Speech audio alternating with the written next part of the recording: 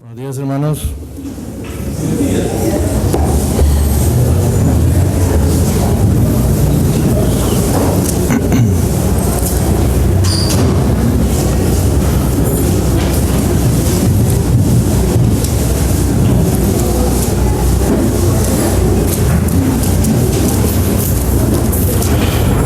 Vamos a continuar con la clase de neumatología. La semana pasada vimos algo acerca de los dones del Espíritu Santo dados a los creyentes. Vimos la importancia de estos dones.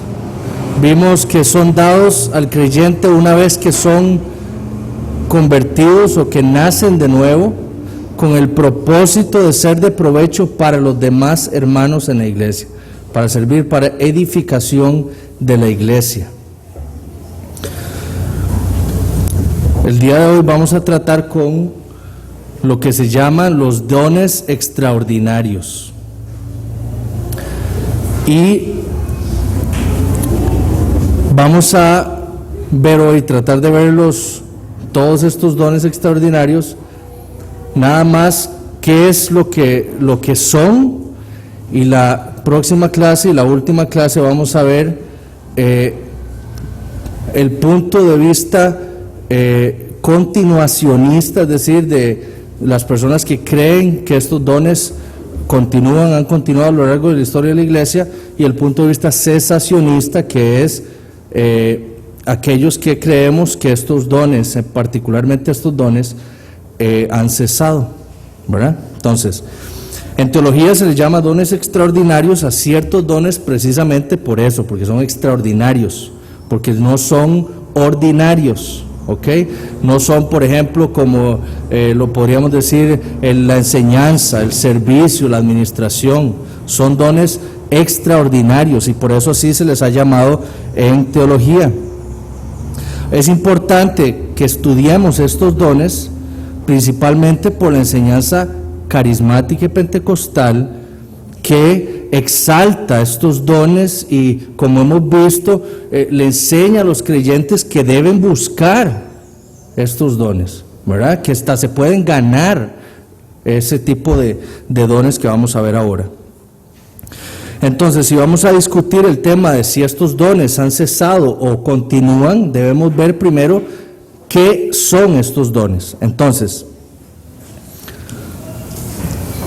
son 4 dones específicamente. Vamos a hablar primero sobre el don del apostolado.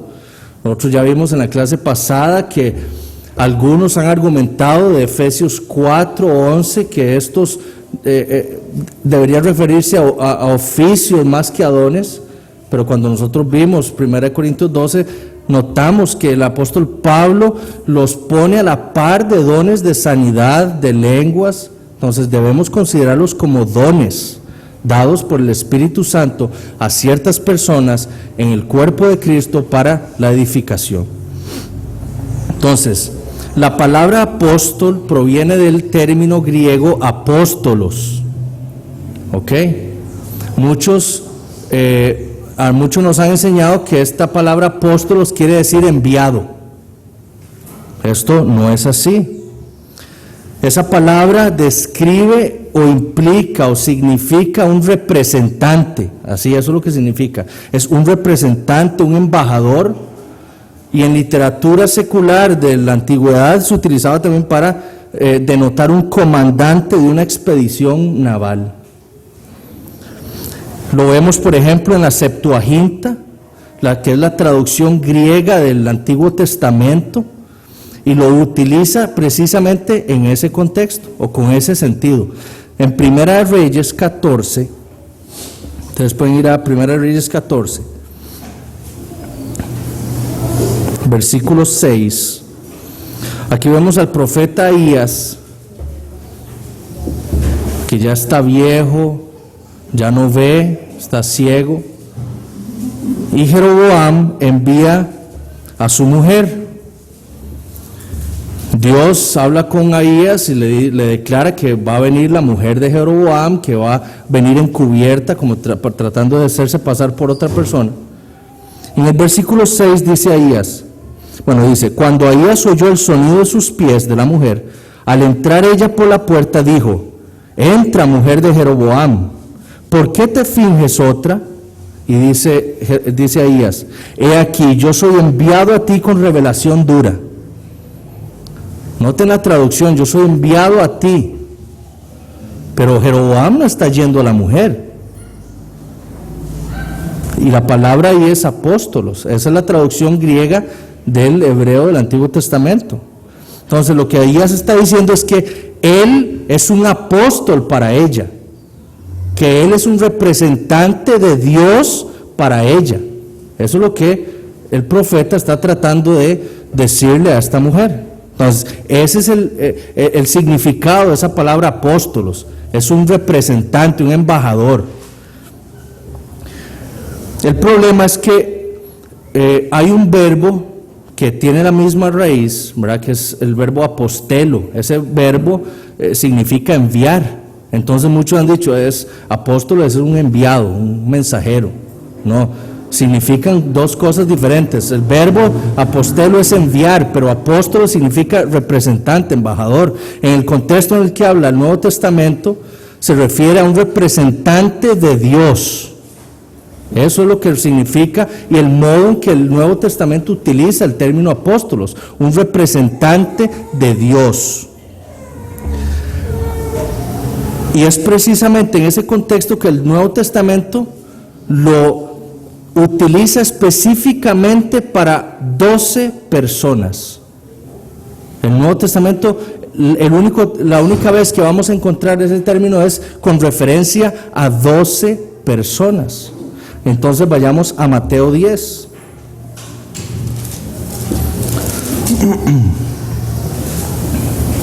Versículo 2.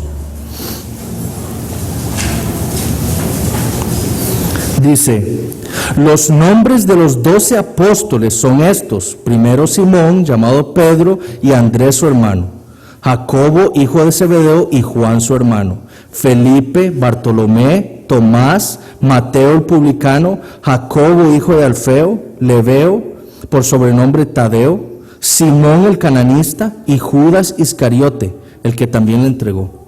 Entonces, el Nuevo Testamento utiliza el término apóstolos únicamente para estos, en los evangelios para estas personas, nada más.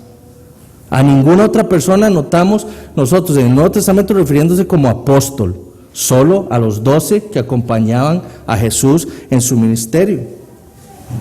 De nuevo, el libro de Hechos recalca este hecho, y nosotros lo podemos ver en los primeros 2 capítulos. Los apóstoles eran los 12, los que estuvieron con Jesucristo. Y ustedes pueden leer los primeros 2 capítulos para que vean que cuando dice apóstol se refiere a estos 12.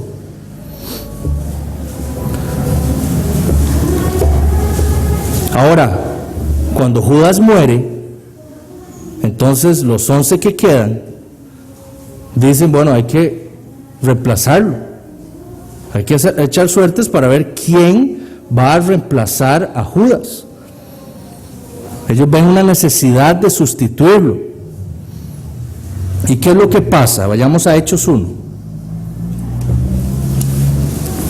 Este pasaje es sumamente importante para entender lo que es un apóstol.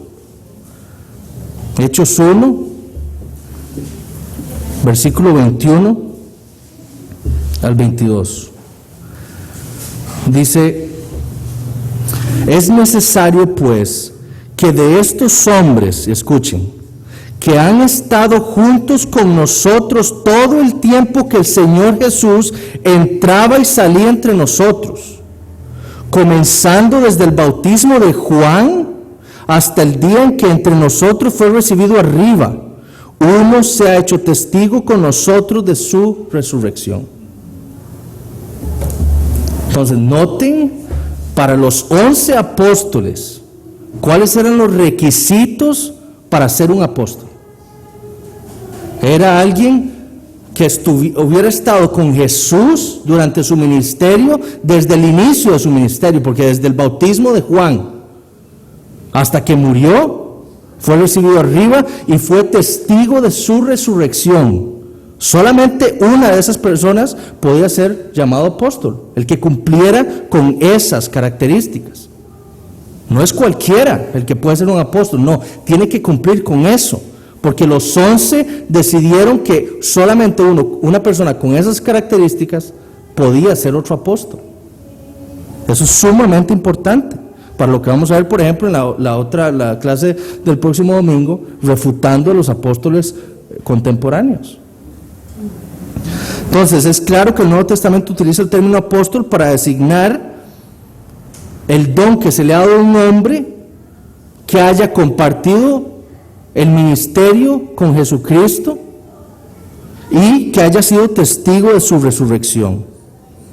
Por ejemplo, Hechos 4:33 es otro pasaje que confirma esto. Hechos 4:33 dice: y con gran poder los apóstoles daban testimonio de la resurrección del Señor Jesús, y abundante gracia era sobre todos ellos.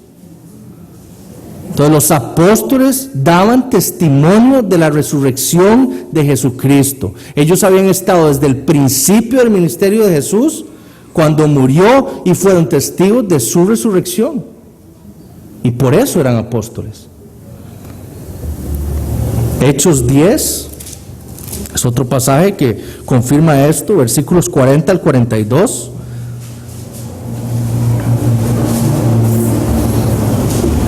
Dice: a este, hablando de Cristo, levantó Dios al tercer día e hizo que se manifestase, escuchen, no a todo el pueblo, sino a los testigos que Dios había ordenado de antemano, a nosotros que comimos y bebimos con Él después que resucitó de los muertos. Entonces, de nuevo, Cristo no le apareció a todas las personas, le apareció a los 12 primero, ¿verdad? A los que habían comido y bebido con Él, que habían vivido su ministerio, que habían, ¿para qué? Para que fueran testigos de su resurrección.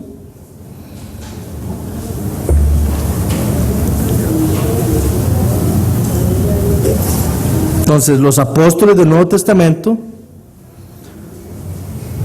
no solo acompañaron a Cristo en su ministerio, no solo fueron testigos de su resurrección, sino que también los marcaba algo especial, que ellos enseñaban, hacían milagros y eran la autoridad de la iglesia primitiva. Ellos eran la autoridad. Algo importante es que fuera de los evangelios, el Nuevo Testamento utiliza el término también para referirse a Pablo. ¿Ok? Entonces, en los evangelios vemos que el término apóstol es dado solo a los 12, pero en las epístolas es dado como el mismo término aplicado a los 12 a Pablo únicamente. Nada más. Fuera de eso, sí hay otros casos que se mencionan, pero no en el mismo contexto en que se refiere a un apóstol como representante de Cristo, como los 12. Entonces, fuera de los evangelios, solo a Pablo se le menciona como un apóstol de Cristo. Y por ejemplo, noten lo que escribe Pablo en 1 Corintios capítulo 9, para que vean que todas estas características que hemos venido hablando del apóstol, Pablo las cumple. 1 Corintios 9, 1. Dice Pablo defendiendo su apostolado: no soy apóstol, no soy libre. Escuchen, no he visto a Jesús el Señor nuestro, no sois vosotros mi obra en el Señor. Si para otros no soy apóstol, para vosotros ciertamente lo soy, porque el sello de mi apostolado sois vosotros en el Señor. Entonces noten que Pablo aquí dice: no he visto yo al Señor. Esa es una característica, haber visto al Señor resucitado. Los apóstoles modernos no han visto a Jesús resucitado. Ellos no pueden ser apóstoles, como el término del Nuevo Testamento lo dice. Un representante enviado de Cristo específicamente. De nuevo Pablo en 1 Corintios, en el capítulo 15,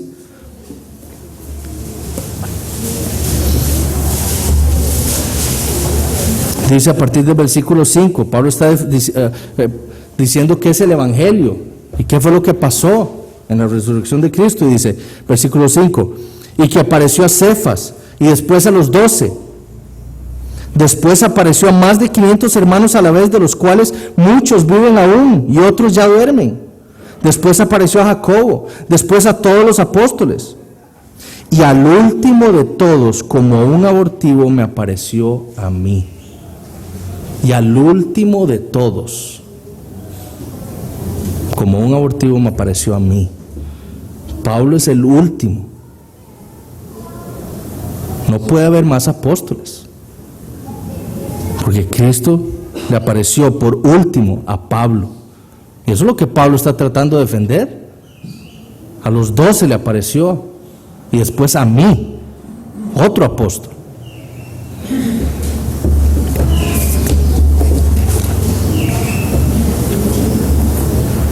Ahora, es claro que no haber presenciado la resurrección de Jesucristo no lo hace un apóstol, porque noten que le apareció a 500 personas.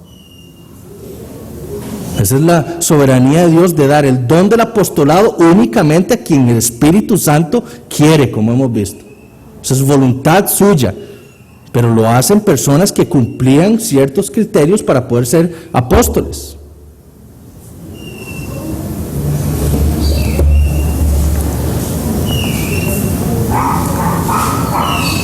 Ahora, una de las marcas de un apóstol era el poder hacer milagros. Vamos a ver el don de los milagros también, pero nosotros notamos la particularidad de los milagros únicamente dadas a los apóstoles. Entonces, en la segunda epístola a los Corintios, capítulo 12,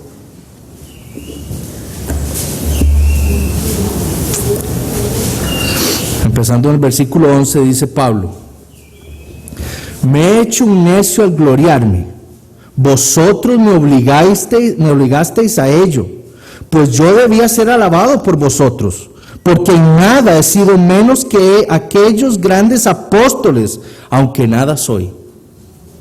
Con todo, escuchen, las señales de apóstol han sido hechas entre vosotros en toda paciencia. ¿Cómo? Por señales, prodigios y milagros.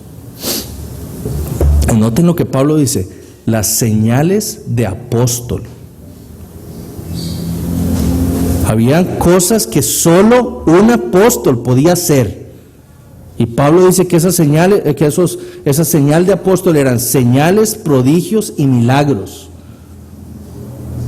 Entonces, los milagros eran únicos en los apóstoles. Eso es algo que no, por eso es que no cualquiera puede ser llamado un apóstol. Tiene que cumplir muchas cosas. Entonces, las señales, los milagros eran parte del apostolado, de ese don que el Espíritu Santo le había dado a ciertos hombres.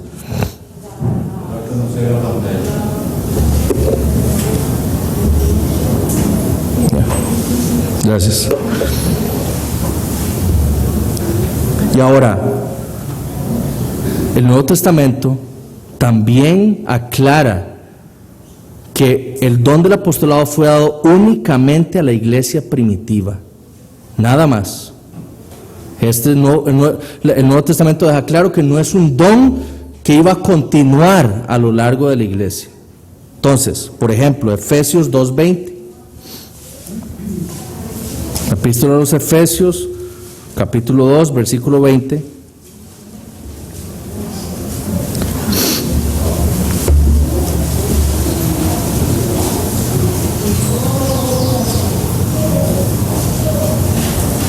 Dice: edificado sobre el fundamento de los apóstoles y profetas, siendo la principal piedra del ángulo Jesucristo mismo. Algunos comentaristas han argumentado que por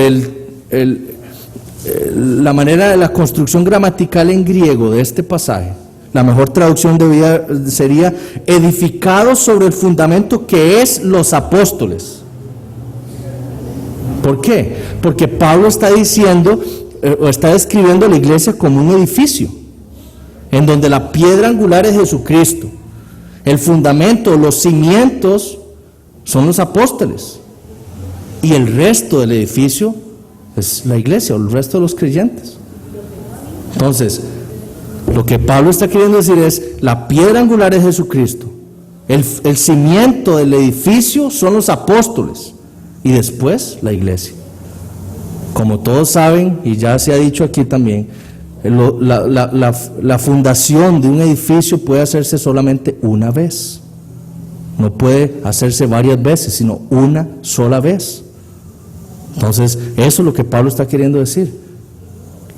Cristo no va a estar más, no va a volver, ¿verdad? Va a venir después a recoger a su iglesia, a hacer juicio. Pero es una vez se pone la piedra angular, la base o las fundaciones, y después se construye el edificio. Entonces, no más apóstoles. Eso es lo que Pablo está queriendo decir. Después está el otro don extraordinario, el don de profecía. Ciertamente el don de profecía es visto en la Biblia como un don prioritario, algo importante, ¿verdad? Algo que es sobrenatural. Y en el Antiguo Testamento se utilizan varios términos. Por ejemplo, el término profeteo, que implica predicar o exhortar bajo la influencia del Espíritu Santo. Otro término usado en el Antiguo Testamento es profetes, que es profeta, ¿verdad? En la Septuaginta. Y hablaba de un hombre que hablaba de parte de Dios y explicaba la voluntad de Dios para el pueblo. Eso es lo que era un profeta en el Antiguo Testamento. Era alguien que hablaba de parte de Dios, como un representante de Dios, podemos decirlo, ¿verdad? Y le explicaba al pueblo la voluntad de Dios. Eso era un profeta. Estos profetas, como podemos ver en el Antiguo Testamento, podían recibir la revelación de Dios, ya fuera en sueños, en visiones, ¿verdad? O una revelación directa de parte de Dios, como lo hizo Moisés por mucho tiempo. Ahora, ¿cuál es la descripción más clara en el Antiguo Testamento de lo que es un profeta? Entonces, Deuteronomio capítulo 18.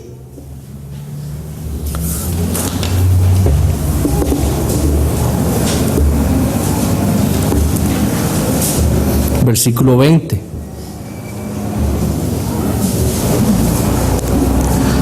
El profeta que tuviere la presunción de hablar palabra en mi nombre, a quien yo no le haya mandado hablar, o que hablar en nombre de dioses ajenos, el tal profeta morirá. Y si dijeres en tu corazón, ¿cómo conoceremos la palabra que Jehová no ha hablado? ¿Cuál es la prueba que dice Dios? Si el profeta hablar en nombre de Jehová y no se cumpliere lo que dijo, ni aconteciere, es palabra que Jehová no ha hablado. Con presunción la habló el tal profeta, no tengas temor de él. Entonces, Moisés está hablando acerca de quién es un verdadero profeta. Era alguien que hablaba la palabra de Dios, lo que Dios le había dado a él hablar. Y la característica, porque muchos falsos profetas sabían que decían, Dios me ha dicho tal cosa, como hay ahora. Pero Dios dice, si no se cumple tal profecía, no ha hablado lo que yo le he dicho. Y en el Antiguo Testamento, el tal profeta moriría por haber querido hacer o hablar en el nombre de Dios. Entonces, esto es sumamente importante. ¿Por qué? Porque notamos que la profecía en la Biblia es algo infalible. Ciertamente cuando el profeta hablaba, no inspirado, no bajo la influencia del Espíritu Santo, podía errar, ¿verdad? Pero cuando el profeta hablaba bajo el poder o la influencia del Espíritu Santo para hablarle al pueblo, la palabra de Dios era infalible. Nosotros lo notamos en Natán, con David. La primera vez Natán le dice algo en la profecía, o le habla de ciertas cosas, pero después Dios le aclara verdaderamente cuál es el pecado de David y así se lo deja ver. Entonces, cuando el profeta habla bajo la influencia del Espíritu Santo es infalible. Y es una característica de la profecía verdadera, la infalibilidad, no hay error. Porque como vamos a ver la otra clase, ahora hay una otra interpretación de lo que es la profecía moderna, es una profecía falible, ¿verdad? Es decir, que yo puedo decir, Dios me ha dicho y puede ser que fallen algunas cosas, ¿verdad? Eso no es la profecía de la Biblia. Entonces, en el Nuevo Testamento ahora el mismo término profeteo o profetizar se utiliza en 28 ocasiones. Y en la gran mayoría se utiliza para manifestar información que es dada ya sea para edificar, exhortar, consolar, pero también lo vemos como una profecía predictiva, ¿verdad? Es decir, donde se predicen hechos que ocurrirán en el futuro. Y por ejemplo, lo vemos en Lucas 1, la profecía de Zacarías, el padre Juan el Bautista, ¿verdad? Quien cuando ve al niño, a su hijo, profetiza acerca de él y dice que él será el profeta del Altísimo, ¿verdad? Que irá delante del Señor, ¿verdad? Pero el Nuevo Testamento también nos muestra lo que la profecía significaba para los judíos. Por ejemplo, en Juan 4, para que vean la idea, qué pensaban los judíos acerca de quién era un profeta. En Juan 4, versículos 17 al 19, dice, respondió la mujer, esta es la samaritana, y dijo, no tengo marido. Jesús le dijo, bien has dicho, no tengo marido, porque 5 maridos has tenido, y el que ahora tienes no es tu marido. Esto has dicho con verdad. Y le dijo la mujer, Señor, me parece que tú eres profeta. Entonces, en la mente de los judíos también estaba la idea de que el profeta era alguien que tenía un conocimiento muy profundo y más allá de lo que una persona normal tendría, ¿verdad? Y lo podemos ver en otros pasajes, en Juan 7:40, Juan 9:17, ¿verdad? En donde se nos muestra precisamente esto, que los judíos pensaban de un profeta que era alguien que hablaba por Dios, que predecía cosas que se cumplían y que tenía un conocimiento de las cosas, algo sobrenatural, un conocimiento sobrenatural.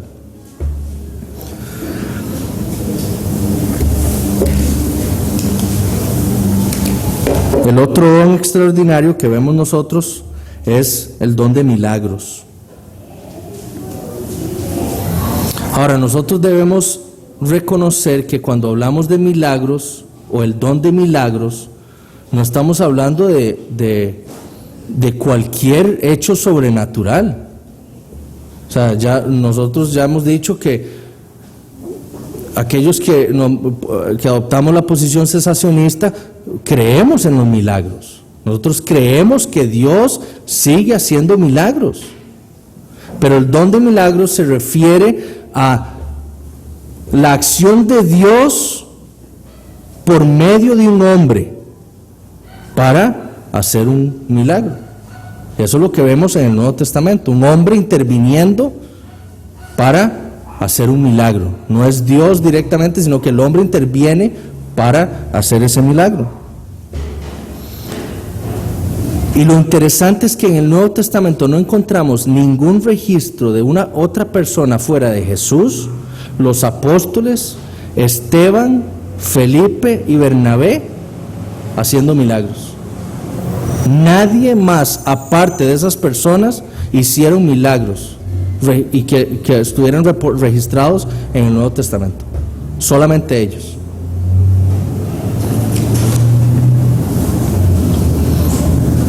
Como vimos antes, los milagros eran una señal de que una persona era un apóstol, ¿verdad?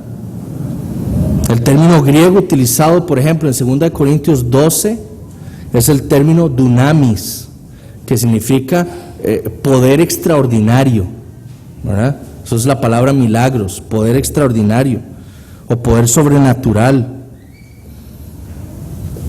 Y ese poder sobrenatural es lo que le permitía a un hombre realizar milagros. Entonces, por ejemplo, lo vemos en Hechos 3.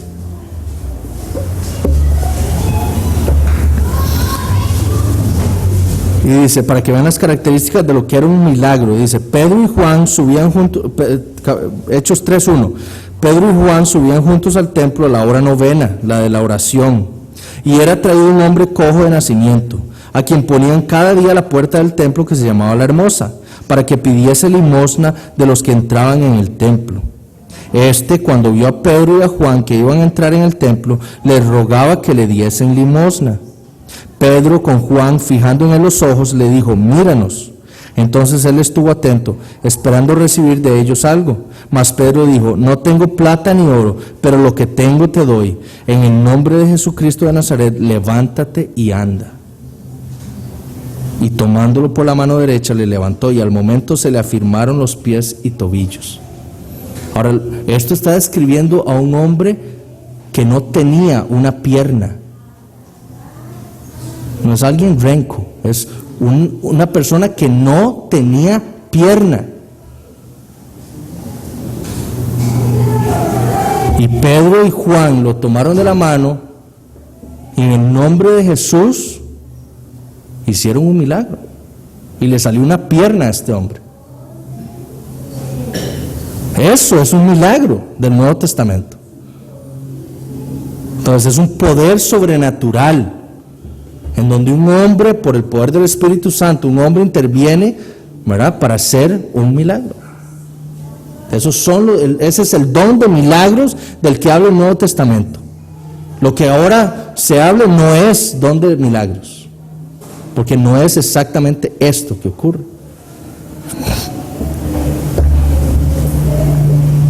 Podemos ver también en Hechos 13, cuando Pablo le lleva un falso profeta a Bar Jesús, ¿verdad? Y Pablo lo deja ciego, ¿verdad? Ese es otras de los ejemplos que podemos obtener en el Nuevo Testamento. Y por último tenemos el don de lenguas. El término griego utilizado por el Nuevo Testamento para describir las lenguas es el término glosa, que significa lengua. Un léxico lo define así: es el órgano del habla, o sea, el órgano, la lengua, o un lenguaje, incluidas las palabras desusadas o extranjeras que necesitan explicación, o cualquier cosa conformada como una lengua física.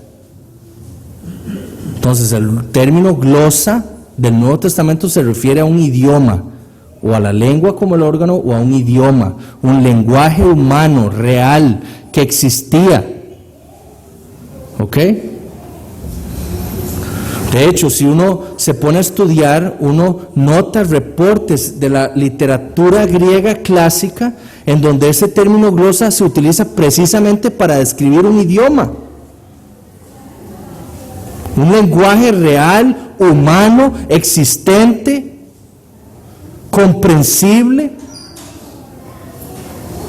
Porque en el paganismo de la antigüedad había religiones en donde habían hablas o lenguajes incomprensibles, extáticos, como ahora. Y eso ocurría en la antigüedad, pero en las religiones paganas. Pero la literatura griega secular de la antigüedad nunca usaba glosa para ese tipo de lenguaje, utilizaba otro término, porque glosa lo que daba a implicar era un idioma real, humano, comprensible. ¿Ok? Y eso es muy importante para cuando los apóstoles escriben el Nuevo Testamento, porque ellos utilizan una palabra que era empleada en ese tiempo para describir algo, un idioma real, comprensible. Y eso es algo que es importante que nosotros lo sepamos. Entonces, el Nuevo Testamento utiliza el término glosa en 50 ocasiones y en todas para expresar idiomas. Ahora, ¿cuál es el pasaje clave para que nosotros entendamos cuál es el don de lenguas? Hechos 2. Entonces, vayamos a Hechos 2.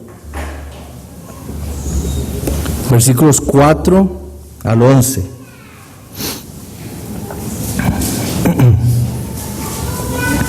Dice, y fueron todos llenos del Espíritu Santo y comenzaron a hablar en otras lenguas. La palabra ahí es glosa. Según el Espíritu les daba que hablasen.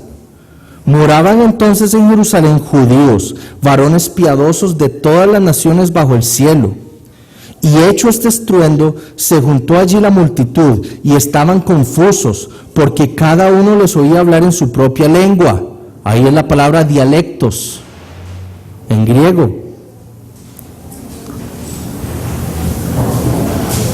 Versículo 7, y estaban atónitos y maravillados diciendo, mirad, ¿no son galileos todos estos que hablan? ¿Cómo pues les oímos nosotros hablar cada uno en nuestra lengua? Dialectos de nuevo, en la que hemos nacido. Partos, medos, elamitas, y los que habitamos en Mesopotamia, en Judea, en Capadocia, en el Ponto y en Asia, en Frigia y en Panfilia y en Egipto y en las regiones de África más allá de Cirene, y romanos aquí residentes, tanto judíos como prosélitos, cretenses y árabes, les oímos hablar en nuestras lenguas, glosa de nuevo, las maravillas de Dios.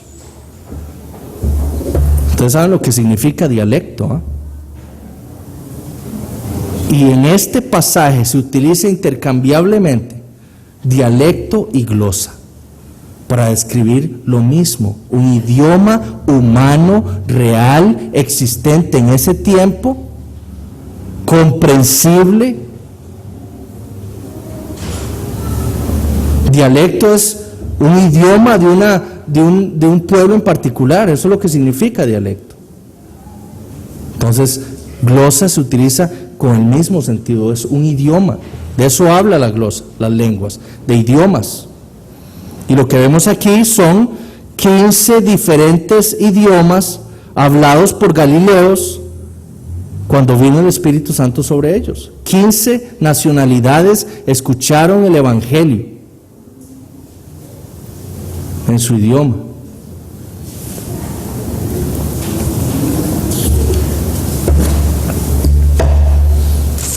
Ahora, a diferencia de la enseñanza pentecostal, las lenguas no son lenguajes angelicales. Y el pasaje que ellos usan es 1 Corintios 13, versículo 1, en donde Pablo dice, 1 Corintios 13, 1, Pablo dice, si yo hablase lenguas humanas y angélicas y no tengo amor, vengo a ser como metal que resuena o címbalo que retiñe. Entonces dicen, es que en Pentecostés hablaron lenguas humanas, pero ahora nosotros hablamos lenguas angelicales o angélicas. Entonces no se pueden comprender porque ¿quién habla lenguaje angelical? Pero eso es una incorrecta interpretación de 1 Corintios 13:1. Porque cuando nosotros vimos en la clase de hermenéutica, esto es un lenguaje hiperbólico, es decir, es una exageración. Pablo está exagerando para hacer un punto. ¿Cuál es el punto? Que si él tiene todas las lenguas, habla hasta lenguas de ángeles, pero si no tiene amor, no es nada. Lo que quiera decir no vale nada. ¿Por qué? Porque dijimos que los dones se ejercen en amor, es decir, para el resto, para edificar a los hermanos. Entonces, si nadie puede entender, ¿de qué sirve que yo hable lenguas o idiomas? ¿Verdad? Entonces, Pablo está haciendo una exageración para hacer el punto de que el amor es lo básico en el ejercicio de los dones. Igual yo me acuerdo en la clase de hermenéutica y yo puse el ejemplo, que yo a veces digo, tengo tanta hambre que me comería una vaca. O sea, eso es una hipérbole, eso es una exageración. Jamás me podría comer una vaca. Pero lo utilizo precisamente para hacer el punto de que tengo mucha hambre. Lo mismo está haciendo Pablo aquí. ¿Ok? Entonces Pablo no está diciendo ni dice que los ángeles tengan un lenguaje propio. Eso no es lo que está diciendo Pablo tampoco. Usted puede inferir eso del texto, pero eso no es lo que Pablo está queriendo decir. ¿Cuántos ángeles tuvieron contacto con profetas en el Antiguo Testamento y ellos la pudieron entender en lenguaje humano? Entonces no implica tampoco que los ángeles tengan un propio idioma, porque eso no es el punto de Pablo.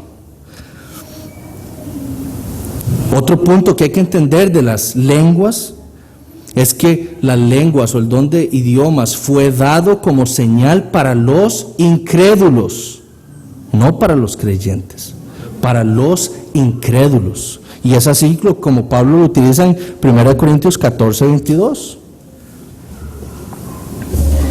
Pablo dice, así que las lenguas son por señal, no a los creyentes, sino a los incrédulos. Pero la profecía no a los incrédulos, sino a los creyentes. Entonces Pablo está diciendo, y ustedes pueden ver la diferencia de lo que ocurre ahora a lo que Pablo dice a los corintios. Porque ahora hablan en lenguas, supuestamente hablan en lenguas en la iglesia, para los creyentes, para ministrar a los creyentes. Pablo dice que eso es un error. Pablo dice, las lenguas son una señal para los incrédulos, no para los creyentes. ¿Verdad? Para los creyentes, hablen en la palabra de Dios, claramente, para que ellos sean edificados. ¿Verdad? Pero para los incrédulos, hábleles en lenguas, los que pueden hablar en lenguas. Entonces, y ahora noten que en el versículo 21, Pablo cita Isaías 28. En el versículo 21 Pablo dice, en la ley está escrito, en otras lenguas y con otros labios hablaré a este pueblo, y ni aún así me oirán, dice el Señor. ¿Por qué? Porque no solo las lenguas eran una señal para los incrédulos, sino que eran una señal de juicio para Israel. Y por eso cita Isaías 28. El pueblo de Israel no quería escuchar a los profetas de Dios. Cerraban sus oídos, decían, sí, lenguaje, no queremos entenderte. ¿Verdad? Y entonces Dios les da una profecía de que una vez traería a los asirios, ¿verdad? Para hacer juicio a ellos, en lengua que no entenderían, a un pueblo que no conocerían, ¿verdad? Entonces, y Pablo dice que las lenguas en Pentecostés son señal también de juicio para Israel por haber rechazado al Mesías. Entonces, no solo son señal para los incrédulos, sino también para Israel como una señal de juicio. Recuerden en la reversión de Babel, ¿verdad? Eso era una señal de juicio para Israel, pero también implicaba que el nuevo pacto de Dios era universal. Ya toda raza, toda tribu, toda lengua, ¿verdad? Vendría a ser parte del pueblo de Dios. Entonces, es claro que el don de lengua se refiere al don de hablar en otros idiomas, comprensibles, reales, existentes, ¿verdad? Por una persona que no los habla. Entonces, la próxima clase lo que vamos a hacer es volver a ver estos dones, pero tratando de refutar las enseñanzas pentecostales y carismáticas de por qué estos dones cesaron, por qué estos dones cesaron ya, por qué no son necesarios. ¿Ok? ¿Alguna pregunta?